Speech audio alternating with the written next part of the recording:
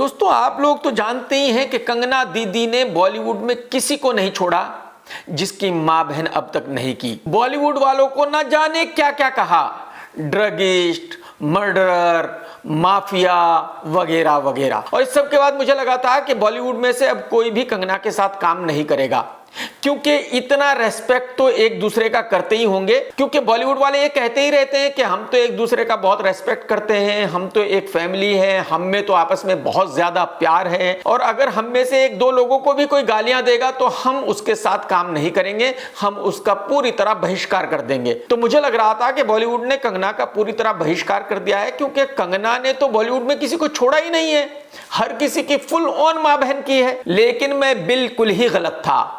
Actually ये जो बॉलीवुड वाले हैं, इनको शर्म लिहाज बिल्कुल नहीं है। शर्म क्या होती है इनको बिल्कुल पता नहीं है। इनको वो सब कुछ करना है जिसमें इनका फायदा हो, बस इनको सिर्फ वो नहीं करना जिसमें इनका नुकसान हो। और आपके सामने है कि एकता कपूर कंगना दीदी के साथ एक नया शो कर रही है, लॉकअप। हालांकि ऑल्ट कोई देखता नहीं है और लॉकअप जैसा वाहियात शो तो कोई देखेगा ही नहीं, क्योंकि लॉकअप में कौन आएंगे? नए नए लड़के लड़कियां, और उन पे आप क्या टॉर्चर करने वाले हो या उनके साथ आप क्या करने वाले हो, किसको इस बात से लेना देना है? किसको इस बात से फर्क पड़ता है कि भाई उनके साथ आप क्या करेंगे? वो तो है ही नंगे, वो तो है ही स्ट्रगलर। तो जाहिर सी बात है उनको तो बेचारों को पब्लिसिटी चाहिए और थोड़े बहुत पैसे चाहिए, उनके साथ आप कुछ भी कर लो। खैर, वापस आते हैं एकता पर। तो एकता कपूर कंगना दीदी के साथ ये शो कर रही है। वही एकता कपूर जो करण जौहर की बहुत अच्छी दोस्त है, वही एकता कपूर जो अनुराग कश्यप की भी दोस्त है, वही एकता कपूर जो फरहान अख्तर की भी बहुत अच्छी दोस्त है। और आप सबको पता है कि सबसे ज्यादा कंगना दीदी करण जौहर की मां बहन करती है। कंगना ने अनुराग कश्यप की भी खूब मां बहन की थी। और आपको तो पता ही है कि कंगना और जावेद साहब के बीच में केस चल रहा है, क्योंकि कंगना ने जावेद साहब के बारे में बहुत ही उल्टी सुल्टी बातें कही हैं। वो सच है या झूठ है ये तो कंगना को पता है या जावेद साहब को पता है। लेकिन मेरे कहने का मतलब यह है कि भाई अगर बॉलीवुड एक फैमिली है, बॉलीवुड में प्यार है और बॉलीवुड वाले अपने दोस्तों की इज्जत करते हैं, तो एकता कपूर उस कंगना दीदी के साथ शो कैसे कर सकती है जो कंगना एकता कपूर के दोस्तों की मां बहन करती हो? एक्चुअली हकीकत यह है कि बॉलीवुड एक फैमिली है ही नहीं।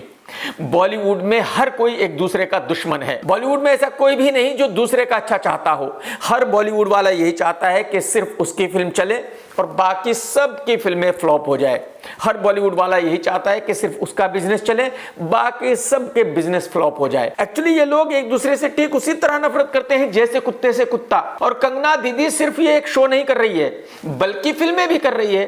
कंगना दीदी की एक फिल्म है धाकड़, जिसके निर्माता है दीपक मुकुट, और दीपक मुकुट और भी कई एक्टर्स के साथ काम कर रहे हैं, उन्हीं एक्टर्स के साथ जिनकी कंगना दीदी ने खूब मां बहन की है। तो यानी कि वहां भी कोई प्रॉब्लम नहीं है। बात यही खत्म नहीं होती। कंगना दीदी एक फिल्म की निर्माता भी है और उसमें खुद हीरोइन भी है, और उसका हीरो पता है कौन है? वही जिसकी भिखारी जैसी शक्ल है, नवाजुद्दीन सिद्दीकी। नवाजुद्दीन सिद्दीकी एक मुसलमान है।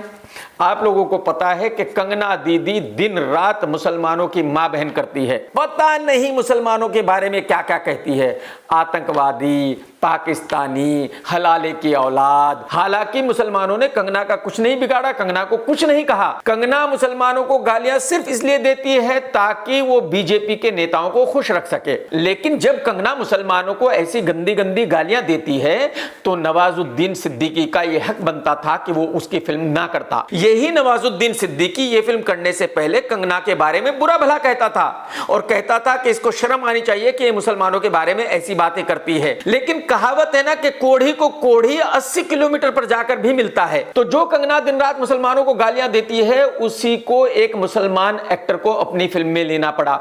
और वही नवाजुद्दीन सिद्दीकी जो कंगना के बारे में बुरा भला कहता था, फाइनली उसको कंगना की फिल्म करनी पड़ी। क्योंकि जाहिर सी बात है नवाजुद्दीन को अपनी फिल्म में कोई लेता नहीं है, क्योंकि उसकी शक्ल ही इतनी सड़ी हुई है कि वो या तो झोपड़पट्टी का आदमी लग सकता है, या ड्रगिस्ट लग सकता है, या चोर उचक्के का रोल कर सकता है, या ड्राइवर का रोल कर सकता है। तो जाहिर सी बात है अगर उसको कंगना के साथ मेन लीड में फिल्म मिल रही है तो उसके लिए तो बहुत बड़ी बात है, और ऊपर से मुंह मांगे पैसे भी मिल रहे हैं। वो इसलिए कि कंगना दीदी के साथ कोई दूसरा हीरो काम करने के लिए तैयार नहीं है। तो कंगना के पास भी इसके अलावा और कोई रास्ता नहीं है कि वो एक मुसलमान को ही अपनी फिल्म में ले, अपना हीरो बनाए और उसको मुंह मांगे पैसे भी दे, क्योंकि कंगना को तो फिल्म बनानी है और खुद ही प्रोड्यूस करनी है, क्योंकि करण जौहर तो उसको अपनी फिल्म में लेने वाला नहीं है, शाहरुख खान तो उसको अपनी फिल्म में लेने वाला नहीं है।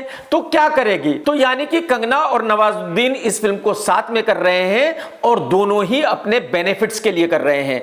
तो कहने का मेरा मतलब यह है कि ये फिल्म वाले किसी के नहीं है, इनके लिए कुछ सही गलत नहीं है, इनके लिए कुछ भी अच्छा बुरा नहीं है, और शर्म किस चीज का नाम है ये तो इनको पता ही नहीं है। इनको आप पैसे दे दो और इनसे कुछ भी करवा लो, ये अपने फायदे के लिए पैसे के लिए कुछ भी कर सकते हैं। अभी आप लोगों ने देखा ही है कि फिल्म गहराइयां में दीपिका दीदी और अनन्या पांडे ने एक लुक्खे झुग्गी एक्टर को कैसे चूसा है सिर्फ पैसों के लिए।